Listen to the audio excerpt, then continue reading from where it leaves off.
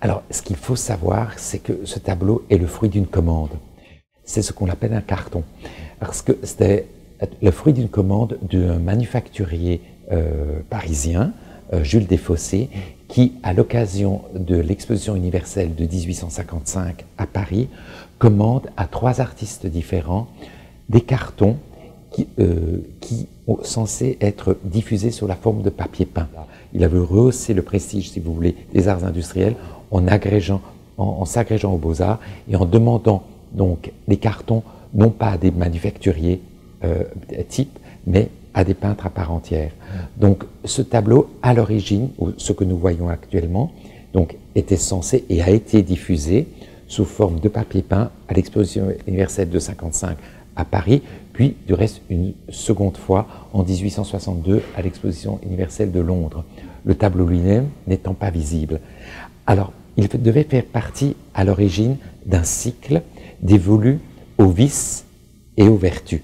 Donc ce que vous voyez là, cette forme d'orgie parisienne, cette fin de soirée dans un restaurant très à la mode, la Maison Dorée, elle devait avoir comme pendant la prière après le travail. Donc le titre, je pense, est éloquent. Donc, alors que ici, les motifs en évidence sont des motifs récurrents dans l'art éclectique du Second Empire, le motif de l'orgie, le motif de la courtisane et le motif du bal masqué. C'est un motif qu'on retrouve très souvent dans l'art académique, sous le pinceau de Thomas Couture, ou plus encore sous le pinceau d'un peintre qui est bien représenté dans les collections du Musée des Beaux-Arts de Canada, sous le pinceau de Gérôme. Mais contrairement au tableau de Gérôme, où les fins de soirée, les bals masqués et les orgies se terminent mal, très souvent dans le duel et dans la mort, ici, vous voyez que cette fin de soirée se termine dans le désenchantement et dans la désillusion. Ce qui est peut-être encore pire que la mort, c'est ce que représente précisément la figure de Pierrot, qui emprunte ses traits à celui de l'artiste, donc qui est un autoportrait. Donc le thème du désenchantement, c'est un thème effectivement très récurrent dans l'art académique français de la seconde moitié du XIXe siècle. C'est en soi une scène de genre, on le sait, parce que l'un des 3 titres connus de ce tableau est Souper à la Maison Dorée, ou Souper après le bal masqué. La Maison Dorée est un restaurant extrêmement à la mode, dans un nouveau quartier qui se construit à Paris autour du Nouvel Opéra, sous le Second Empire, donc dans le quartier actuellement de la place de l'Opéra au boulevard des Capucines. C'est un bâtiment qui existe encore aujourd'hui, mais qui est maintenant un centre de formation pour une grande banque française. Et alors c'est un restaurant qui avait la réputation d'avoir une grande salle au rez-de-chaussée et des cabinets particuliers dans les étages, et des cabinets particuliers qui servaient évidemment de havre à des scènes comme celles que vous voyez représentées ici. C'était le nom du restaurant, la Maison Dorée, est dû du reste à la qualité de ces grilles qui étaient effectivement dorées et qui le sont toujours. Alors, étant donné le programme iconographique d'alternance entre vice et vertu, il s'agissait d'une dénonciation, au fond, de ces mœurs parisiennes, mais une dénonciation, si vous voulez, qui ne cache pas le fait que le peintre a manifestement une fascination pour ce qu'il dénonce. Alors, ce qui est intéressant aussi, c'est que 2 des 4 figures représentent des figures de la Commedia dell'arte, donc Arlequin, affaissé sur la table, et Pierrot qui, comme je vous l'ai dit, donc domine la composition.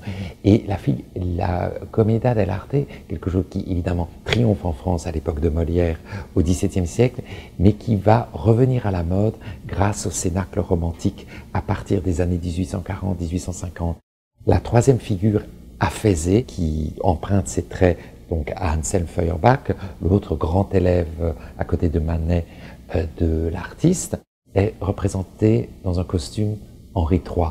Et ça aussi, c'est certainement pas indifférent, parce qu'Henri III, c'est un roi de la décadence, en quelque sorte, au XVIe siècle. C'est le dernier des Valois.